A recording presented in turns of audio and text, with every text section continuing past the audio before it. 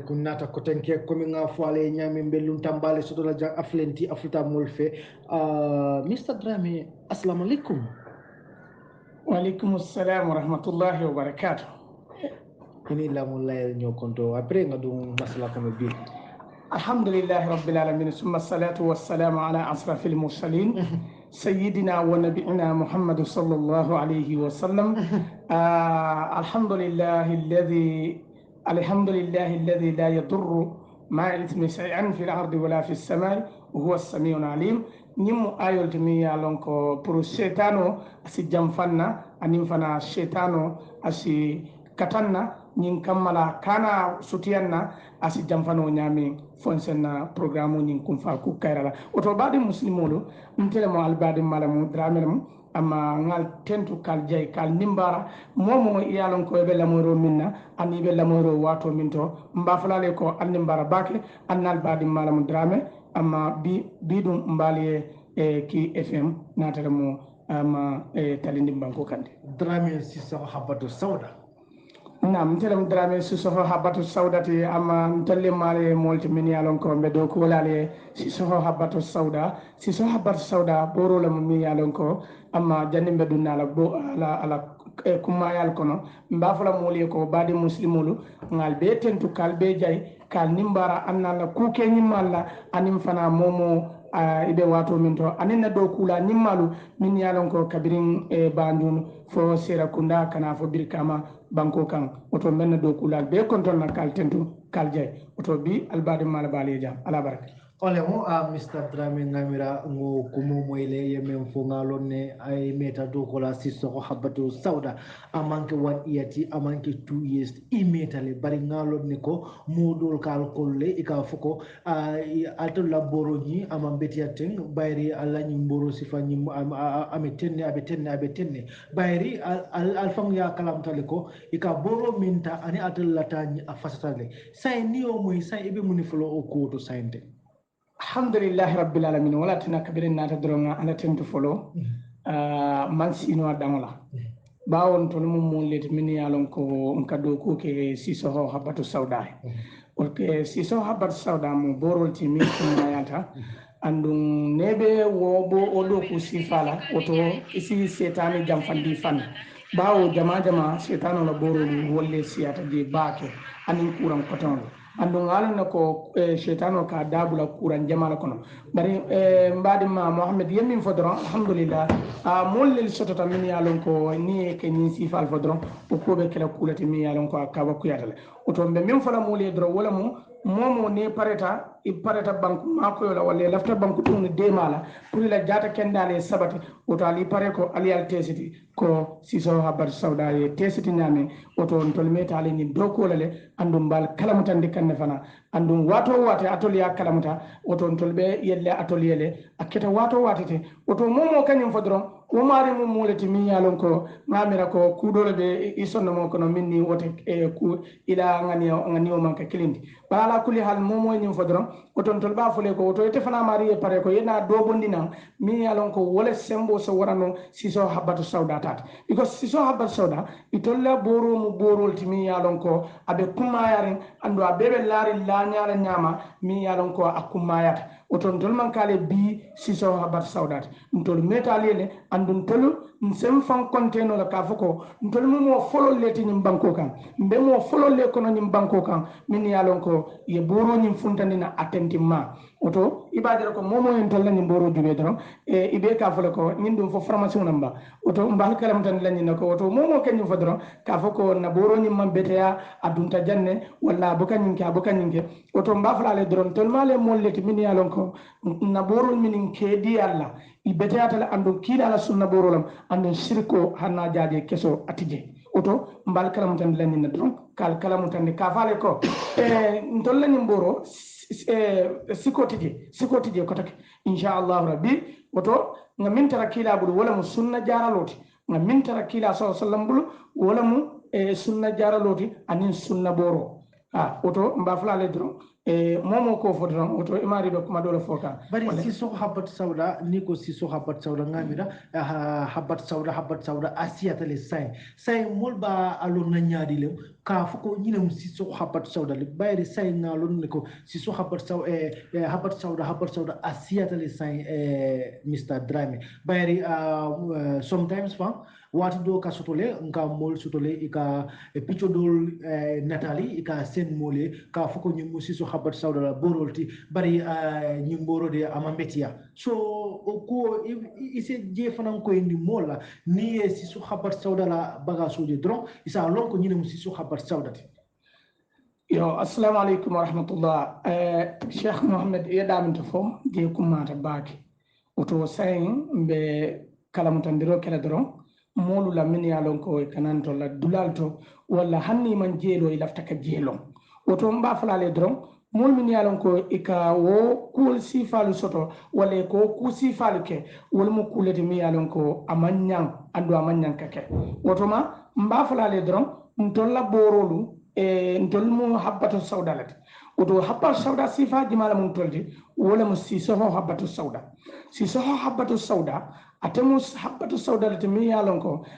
akamunta ko niyala kuwol jube anina ata ya boro nyim fonde ibamiral ko kila sallallahu alaihi wasallam kadiyamu minna kitabo kono exactly fon balona kafako nimboro lamu andu nimboro atambe tembenta wala fe andu akafa nyama aba wala nyama otuma ibata ran tolbulu wala fana nyama inshallah oto ibata wala tan nga fale ko ntolde momurondi ya lonko ilaftan tolla boro le lonna si so bar so dala boro ilafto le lonna andu ilafta lonna le aka soto nyaadi le wala muna mo si so habar saudati oto ebe min folo jereje s h s ikanyana taraje ni s h s ibe wala taraje o kola fana tara ibata raje si so ide si so wala taraje o kola e duma fana se habar saudati je si so habar sauda ibe wala tara saferina na pe na feon be bala wala mun na paketul bala anina kabol bala ibe nyimbe taraje si so ibe si so da mala taraje uto mba fala le dron momo laftan to laboro lonna na logo mo minti wala nyinti shs nyina munna logoti na logo ni na momo ya de dron iban na kafa nyina mo siso habar sauda amma min be dendin ni boru sifa do natalla ka ki mo e ka foko nyini siso habar sauda be mo kilonde manka kilinti jam fata nyola bakele na borolu siso ka tanyo min tani na Sheikh Mohammed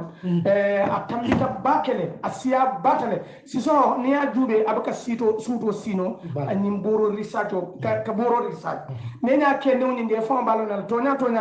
nyimbuka suto sino oto abuka suto sino muna fen kama atamalla fi fen minna wala minti abuka la fi moya foko alla ni mboro mambete ay bo hani mo kilinda kono siso hotano be mo wolete oto ni pareta wala ifana pareta wala ko siso pareta nyame oto i wuram ye fonyo suta sino la katu ko siso atamu molete mi yalon ko akani mboro research bakele andum fa ayati na fam shetano silata la mo mi yalon ko e meta boro research kan ande boro lon ya fa hamle andu te se fantan kanol bignillah ala dunyo kan oto e baade ko shetano be kele fennati mi yalon ko wolbe jam falelale oto siso meta boro research kan de andu hanibbi abari sakka andu niya nyin ka fo la hanibbi mallon do soto di folo oto akami tan wala mo asion an sabe abe balo kono le oto hanibbi abe continue la ka research nyin kamala asina fa bondi no abala nyami oto mbade non kanun tewlu nterolu momo yalon ko si so habar saudara boro eti am minne andu yadira ko ay nafale wallahi tolla boro be na kabul be bala tu na paketol bala na boro biji yalla minane ni bordol fata ibadira ko ni bordol ni na ta dro yesan ibata radio ko ila nombanol te bala logo tebulu mi yalon ko safono nyilla location no nsalo no nyinela wala na nyenta tora because abel nyimbordol min yalon koy kesan imam maximum ñol yitandila kaytol bal imam maximum ñol dila ila kabol bal barin tolla kabo niari anna paketol ibata raje ko ñina mala maximum ti ñanta mimminna ñina mo maximum ti ñanta kanina mimma o ton tol ngani be so tol andunga be landi bulula kam oton tolbe loren kula kam mi yalon ko abela ko komin nimmo la limaniya be betiyare oton tolla boro nyimbe betiyare na komin harmadi wala limaniya momin limaniya ta la limaniya katara betiyare nyame oton tolla boro la misalo be wala nyama anda be betiyare wala fana nyama ota ali pare de momo lafta ka siso ka compete oto inanta kala molati mi yalon ko be wuran bawo siso e wuran bankule nyin kamala hanna tara boro nyin da sikata do mon din bawo da sa sikano nyin bordolti ko nyin dol ben nyin dol nyin dol ifatata do mon di bari ba taraje ko ila seneyalu anila quality lu anila beteyalu anila keku nyimmalu anila dinkiralu ñun fanal maison de ni be maison il faut ba lo la ka foko tonya ni mboro jareta ñin nale tonya ni mboro do man jare ñin wala ya sabu si soso abe bambanding gambiano le abe bambanding dala banko le bara abe bambanding fana for outside le oto ni be diala ne ba fa Cheikh Mohammed ni ayatara Mr. nga la kumo famo baki fam bayri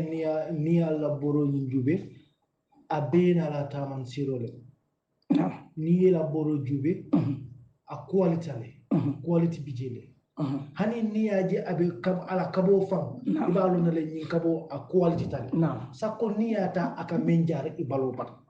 asiata baki bari Mr. Drame lafta ye dula mi mamandi domandi afo mole alkam muni jara bayri ni ko habat sauda ika foko habat sauda aka nyini jara bari ndinga lo ni siso habat sauda aka jankro bele jara nama ke sasa jangro domandi fo mole moye je fana ko indi molla ya famu siso habat sauda anatale pour kamol dema amanke Gambia doroti طيب جزاكم الله خير أنا عليجو إلى كما كان نمالا يو بعد محمد كدامن تفضلون جيلا مكموتي ميا لونكو أكوما يتباك كدي كويني وتما سيسو حبت سودالا بورو itolo kamin jara siso habba sawdala boro kamin jara wasiya batale mba fala janne fofano e ke ntaban na fora bari mba fala le ko kila e min fo as-sifa'u min kulli da'i ha atemu boro dimi yalon ko aka courant bela jara namanke sata courant oto badum mba fala le ko siso wala boro kamin jara mbe danta nu fanal fala je abewul kono musol min yalon ko iman jido soto ayatara ko shaytan wala musababu to bawo muso dolbi je wala jidi baliya womu ala fama talet woni shaytan man ñode fenn bari muso dolbi je wala jidi baliya kasum korte wala le e kafa arabul kafa min shihr amma muso dolbi je wala jidi baliya kasum dabarola ata be mu korte le yo akamunta muso dol fanal bije ayin la ke muta ayino wala ñaati ha nya fana mu fenne to mi yalan ko a posino la ba okay abe wol kono fana mu sodol bije fenke sotole mi yalon ko ka fa seketo nak na lo tele jido dinkira fonto o mu fenete mi yalon ko ni ke futu ala kulli hal jama mo se haketu nyedro amma ne ke futu dron ikaje ila jioni ikaje futu jioni min nyanta tala lem ko kono dron ibaje la ko be sa funtina yaje la sake jiko yot ya fa ikaje wo fana ka stople jido ta sotono ni be mo sababolti min kaje ko jido bo ka sotono ala bar sai yeddalu to ngin ka wala mu aka munni muna jaran kana wala to tandi o to ba jere ko aka wo jarale musul min yalon ko bo ka jido soto ayatara shaytano ade sundu walla ite fe korte wala bela walla nyaado nyama e kefa nyaado nyama bawo sibo dol bije wol kay tan la ko karde shaytano no bala kar fulani shaytano no bala sibo dol bije wol kay tan la hanna tara me boyndi yalla mol kan nin concept soto ka fako nin momin ka boy shaytano do wala hani momin ka boy amanka ko shaytano bo da malade sibo dol bije mu shaytano bala ma ko ya do bije mu shaytano fe bo ka moje tilo boy na boy akun ka to adimin abaka bo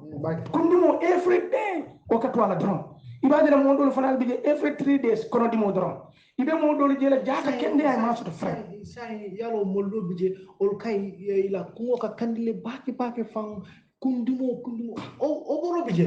ha ngala ay wala to tante Cheikh Mohammed ha ni man koronto ko ni e abe koyle bi abe koyle lew ko prekalo inshallah bidnallah ala la dunyoga oto ibatara ko amma nin kundimo mo fenete mi yalon ko shaytano kake ayatara fana yele fulum fana kake no ya fam yo ibadela ko korta fana o fana ka sababu to min kake ba o kuran sabale be dunya bi min sembo warata ba wala shihr shayatin ani ay nya korte setano ni sembo wara bata dunia bi faran kon tolla ni West Africa tarol ntale million o to ba jela ko sembo wara tabaki ya fami korte mo sa tarano jene mo korte fotu babu o to man foto dinkrato folo me muruno la nam folo commento domandi wala mo nyinti Cheikh Mohamed kadam to nyin ka do koronto len dam to ko wala mo boro nyin kam mun jaar o to ba tara ko watu kundi mo ni si so haba sauda e plano sotole e plano landa la fanan ye ferol sotala bawo yaje ko boro ni nya di mo le ka ma kuna yes asita e fisia bari ye ferol sotala mi alon ko ka fa hijama wo betata bake ka lo mola akumula isaje yele fimu sabu wo molbe siso haba sauda bunni ya fam abe ala mo fana mu fanalti alka men fana njara bari oni boro mantra silakli ha bake woni boro fatata do mondi wala hijama ni wala mo kayele fimu bondi fenko bala kunto wala balo kono isaje setano fambo ka hani ni bo ni sta dole me ngalo ne ni ay londo le nyininka bake kana jele ha ni ba jele ko so ni wasifa es to dron wo watu kundi mo ni mol bi jele mini ko fanal ke yo bar borol bi jele fana mini ka kende andi ni ayatara yo boro di la signatri ya ina itata ko ya jarale bari man nyato tajije so ne murute tol kanay ba fele sembe muna kenola wala mo plano do fana felendi mi yalan ko ba fala hijama o hijama ni yake dron min fana ko ke wol fana ka plano lel foye e bita yen bor karsan yalla kini lañi hijama lañi dinkiral e kama je ma fon ibadela ko sakeno sababoti isaje asibo ya fam abe wol kono ni wol do test dron se isaje ko wol seke kuti min sabo bara be wol kono be bulala min to wala mun nyinti kundimo si so abba sauda boro soto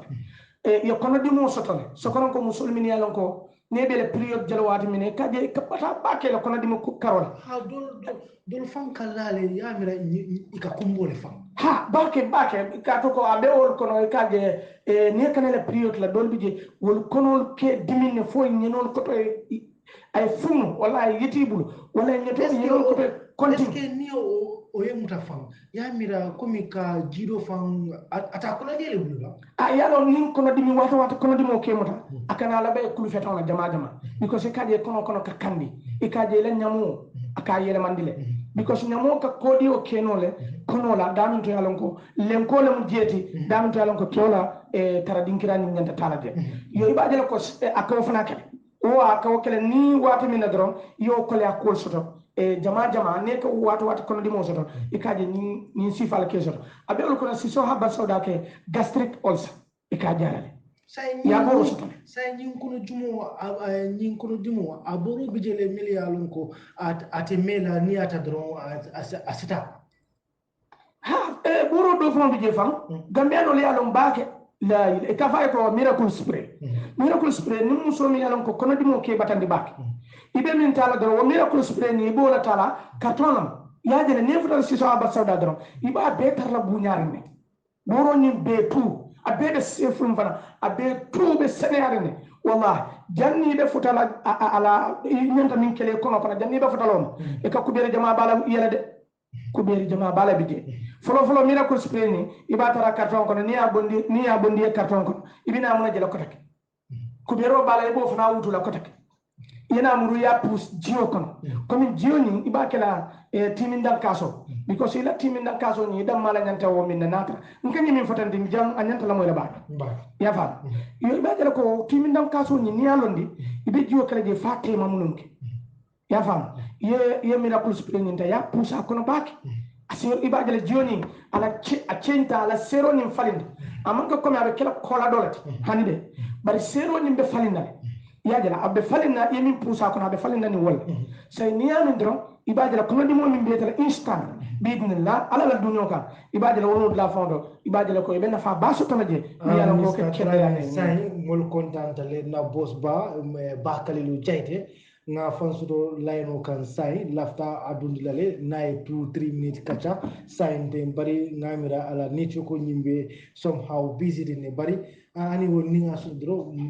be lafta ka dundi programme nyin kono mole ala kamo moy bakale lu jaite wala na manajati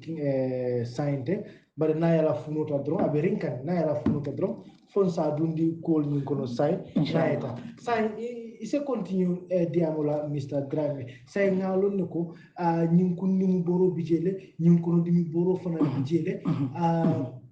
ni tata ni setane ko fana ni ko miracle spray fana bijele say miracle spray ni aka fen jamale jara komi yaf ko nyami bayre ngakala mutale sainte komi dindingol men ibka suito sinono iko fana takul jele say c'est demande ni fo miracle spray fana ok komi yani nin kanon ko man to demande na borolu kuran sifa jimal nyolle mun kaminu jara bar bawo ko nga kon ni miracle spray to be demande fana folo woto demande inshallah rabbi abe ol kono miracle spray aka kortewo bondele ni sihor miracle spray ale ya take borol timi yalon ko sisoko la karola ale muna fam bala dundala miracle spray aka korte bondi mo balo balale aka wama koy baake miracle spray aka kono dimo jarale miracle spray sibo jawolu ika sibo le katarati kan santo wala jatolo ke bay wala be dun kan kono wala dinko iñaɓe wolela walla ete ke fanjele sibo kono kankurano ke lapi walla ka sibo kidi kelole la walla ete mari ka sibo sibo ñala mi yalon ko yelola mu wato wati ete ke fanje yelol den kono walla ete mari ka sibo iñaɓe fennela ba sare kam min bo ko safol sifalu walla ete mari ka sibo kankurano la walla ka sibo fitnola kelola walla ke fanje furel kono walla ke sibo dafeon le be bay kan suluwolam ban jatolam ban yankumolam ban sifa jama mi yalon ko asotota ni sibol kono wol jama ka sunni min nadron wolam shaytanote anin shihar anin korte ni wol ke muta dron e kaaje jama e kan sibo sifal soto oto miracle spray ka wol jarale biidnallah aka wol jarale miracle spray abetata ni wola bak anin ni shaytanol tan abetata ni wola bak anin fana ni alon ka fako kundimo fon bela nin kundi mo jawyata la ka jawya bakel miracle spray ke bulo kono ka sumbu e ka mosi kunla e komi ka afadi e ka buse nyadala ka seleni kunla abetata bake ko fana ma ko le bawo bidnallah ngamo sotale mi yalan kon takundi mo ya diala barke ndewni be farato ngadi wala ayo ma koy bake o konne ko ni nga ke wonyama dron ko ya fota min nyama akama ko nakundi mo fonla akone bari ninno koy kamta ko finjalo wala ka fundina ka comme safo nin dimbabe malakan e sisiobe fundi kan dimba kon yala wo modi o fanam dimbala hawro le ka fole hawro man ka kawta ha e ka fole sisioni baje al hawro ni kata yajel afon ka fir ko fenna ka bombala afonyo mate barakata kandirin yo na yo jedro safo ne drame bare nin ko en ka ko nsafa isi continue no yalo be sumo yale kono ni ngo mol ko fanam problème do bake fa ngalon ne je fana alkama mandi jela bake fa nyindimo betata bake nyindimo ya hakilo bula de minna betata bake nyindimo ba flale dro glove oil bembulle glove oil ama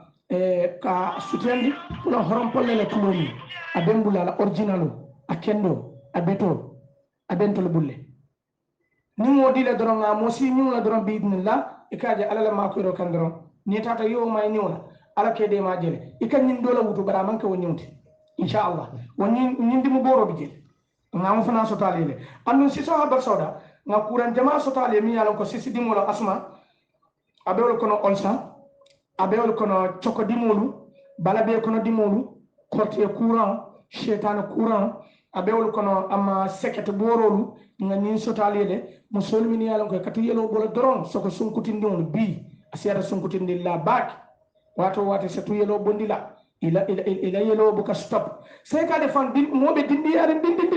ayele selo soto ha ayele selo soto dinding sanji tannin saba sanji tannin nani sanji tannilul asa sukuro soto ayelo soto saka ko eta bak san nanim balwo kono kan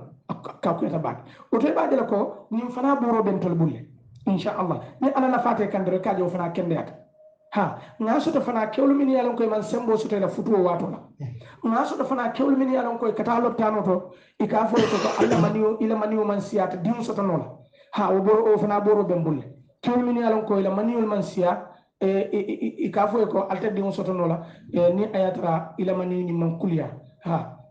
o fana boro nga soto musul min yalon koy kadete ila futuo wato la nga boro soto musul min yalon koy ila jido ila jido wato la kolya kul ke soto na boro soto ni hulbata wala fam o kabete wala bak hulba ko jaral ikaje ko aka timuso ni andi bak hulba ni tata fa yenna paketo bala jube ibata radio wala nyam oto musol min yalan ko ka kolya kul soto jido karol ko nga fale nyamin ka o fana boro ben tol bulle ala la de maroka zetuno be mbulu mi yalan ko forola mu andu anu fenna mam mix andu amanka zetuno te min tabi zetuno mi yalan ko masino ka press aya tulo bonni woni zetuno mi ka tabi manka client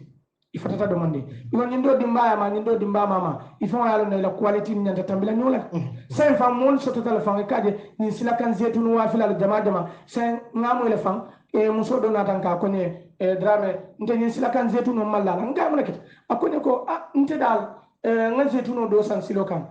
brikama silokan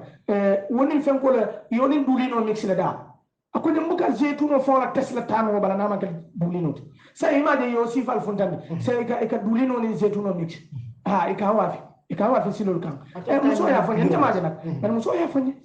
ya fanye oton tol ka zetuno forolo wafi andum bete man ko la fana wafi oto wala tinna bi tolla client jama bije ni nyaaye boro je doro jama ka fanye drame fanye man kala boro to ni nka fa ala na tala ale kinya namba ni akinya nan ka fanye man kan tolla boro to muso do ko nyabe abe fingla akonye ntanga ila audio lil soto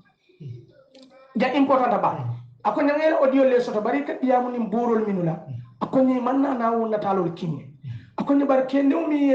audio ni kinye na akonye solo ki ila nomba be audio ni mbala akonye bari ila audio do bi je ngala moy akonye ila nomba taw bala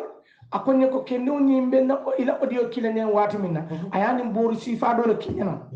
akonye bar wo boro kabiri ndi osa akonye drame ntema mila allo boro itaka boro mi advertise donc bari ya mira wo be betare nga bari ntala nomba be bulo wayi manta kumandi akonye hanka ya akonye bari nyimi kana kabiri ayela audio kinyana nge kan sute bari man nomba fodi akonye wala nga nomba nyi kumandi yara fan afana ma faye boro wa filalati ya fa bari kabiri wati minna ayna audio do fana la ma tata tarako wo fana kendewni yani bordo le sena ko ya fa ayatara kenoni la fa atara boro sa barka brasa akonye ntemang dal ntemang ni boro ma na fa soto yala ka soto la hanin telefona la boro 200,000 no la man amang na fa dije bari say boro bi jele min yalon koy quality tan not ndolla boro nin tayya min ibatara ko sayo inshallah wol be jata kendaso bari boro dol bi jele min yalon ko taw be sa min tout mo be complain no yafan woton ka wala yitan nin ka wala fatam fansan dale ñokono pour wala bo ñoto ibata ko say ni moli soto min ko sifalki ibata ra ko say o nata ndo ko muso ndewni anatan kuma ne nata na boro sena akoni bari tan ni boro ni itala boro lu si so ka tarabala nka ha akoni bari ni ndoma si so soto nka wo kinyana bayo kinyana nka ni man kan to la boro nga ni man kan tolla borot o ko la fana ni ya sanna ba ko nga bismillah nga afa maria explain ako yani ako ni mele fele telephone ni explain nga ndolla boro ndo ko ndolla boro man ka min dem ko explain no kadu ko ni ndole ni dada nyamin tamalo ya soto nyamin tamalo ya funtani na nyamin tamalo ya ditele nyamin tamalo ya fote nyamin tamalo ite tele lon nyamin tamalo sa waye ba falante ko ndango boro ni explainer hani ndata explainer sa ba boro so ika firu landi yete la audio samba yela boro fambulano bake katu ko drame gambe jani jikita drame min be social media ndol mo fulal do bije anta jikita min drame min be media kono drame jaral lak sefa bari min be media kono ndol mo fulal ntani min be lak yo sa ibadela ko woka yiri sulol lel sin ke turu ani yirmun kolu ani yiri jambolu woka wollelta yo wonin tolla ni bordol wol manka kilinti ya fam o tabu katara karton kana kake mbusolo kan so nteni wala be media andun te dum media diam la balat ni boro la karola si so abal sawde oto sa ibadela ko sa ni mol kana audio use ni ila boro dola oto sa kamunde ko wala tina sa nata ni strike di bondi nimbe diamulan media to na borola nka munake nka na nombala dundije nka na nombala ni ngana nomba for drone stress isaje nkuma sakana nomba 3354734 2196766 isaje nsen dundije ibadal ni ngani dundi je don nyen se ken sababuti e mon sina commandiro ke sa fonne ko bari kan boro mi advertise ibadal ko ma boro soto bari ila no ba mo soto mutun sa boro nyin sen nga fo ala audio kinyana ba ni audio kinyana ngo bula boro min dalilo kama isa jon so boro kiye isalo wotu mo le sai e kana ba kana maka fo ko yara fantulu tonya ama mbuka drame la boro ta ngata bor dole ta mbuka siso la boro ta ngata bor dole ta min ni drame no ta kilinti ya fam woto boro ni siso da mala baba inshallah rabbi ha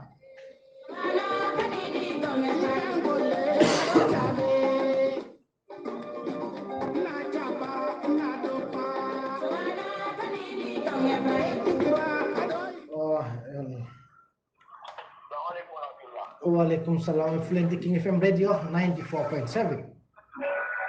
Okay. Mr. Keta. Yes, it's Mr. Keta. Mr. Keta, assalamu alaikum. Fluent Live King FM Radio 94.7. The calling kila siso hapat sauda. Ngalon ne imumo balti ni nata siso hapat sauda la jara la fanda la nyumbanku ka ani banta la bankol fankan teng. Ngalon ne alma office killing soto Gambia banko ka ani ni tata banta fana ngalon ne ale office soto jele. Mune atina ale office soto nyundo to sainte. Mohamed ko ya punya min dorong dolbe jararo la bundala so jararo la bundala bibe loringi wati molla munde mol halama no na fala wala ka kila hamoti wala ke la suloti so hata ita molla jati kende alla ani molbe na faso ko ni mbolo to nekle wala tinanga na buranji so to dunya karo mu mebela Senegal, kata Mali, kata France, Amerika, na soto nyingla bela. Saya ngalon ne a nyindula me yebe foteng ale brachi soto janne bari Gambia ni mol sula tella iba soto la nyadilla. Yang na palati ba Gambia jang na dingkira ba ko wala mo Kyrgyzstan, wala mo na head of na main branch. Wakola na blanjo soto base na do soto Banjul fana capital fana to Gambia house o balaje na palazzo de woto fana sa ni mol sula dalla sainte mbe soto la nyaadi ndefo ko ñu sainte men ndox Banjul branch bar sainte fele Kyrgyzstan sa bal normal bije na tare man dingiralo ite ko ni no basolla ado ko no 7954919 6954919 ani 9954919 ilbe mun nan nomba ti wati ni kumandi suto le man pilibulo le ma kita wati ilbe mo soto mun be la jadiro ni ni garo ni jadira nomba ñu repeat ko tegla afrique be je wala mo 7954919 7954919 Komium panang bije wala mo 6954919 6954919 Gamselo panang bije 9954919 9954919 ha exactly sainteng ngalon ne alka mama dula minto asiata le bake fa ni nada jararo la fanada ibe mun fula jema fa wala fuda Mohamed ko yakunya min tolla jararo bulla ni fan ka bakele nga jen ka jararo ke mi silo mun na siata ba kila sallallahu alaihi wasallam taran silo le nga dararo ke ni moyalon ka baladi mo bala na ka ke soto moyalon ke ka moti balola ke matajala o baladi mo le ni na ta pana ni shedano la jararo la te moyalon ko shedano bala te ko pana ka karon ka atloto